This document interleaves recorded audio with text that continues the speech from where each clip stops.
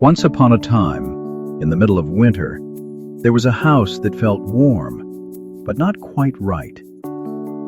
It was the kind of house you remember. Solid, quiet, built to last. That night, a dinner party was planned. The table was set.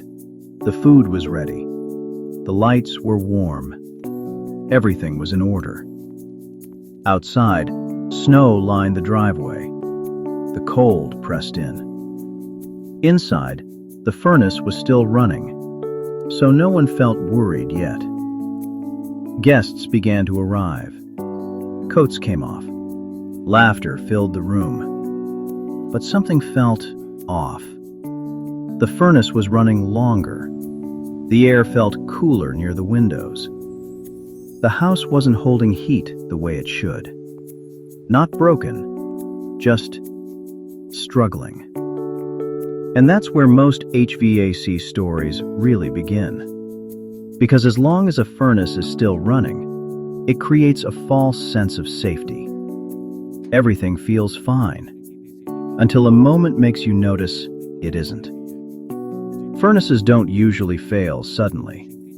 They weaken quietly over time. Still heating, still working, right up until pressure shows up. And pressure never arrives politely. It shows up when people are watching, when timing matters, when there's no room for delay. Here's the part most homeowners miss. The real decision isn't repair or replace. It's when the decision is made. Waiting isn't wrong. Replacing early isn't panic. The risk is waiting until a moment exposes the problem, before you're ready.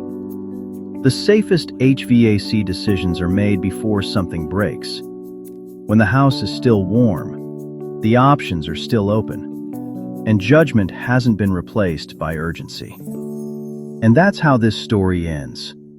Not with a failed furnace, but with a homeowner who understood the signs before winter chose the ending for them.